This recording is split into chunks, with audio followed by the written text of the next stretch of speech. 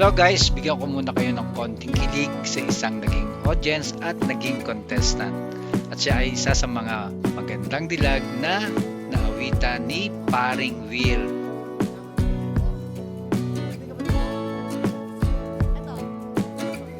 At siya ay half Indian at half Filipina.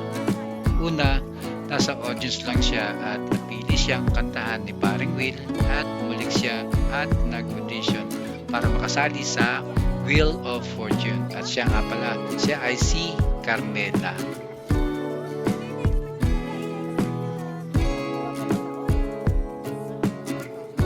Kung gustuhan nyo mga ganitong video, baka naman like and subscribe para mas marami tayong ma-upload na tulad nito galing sa mga noontime show sa atin.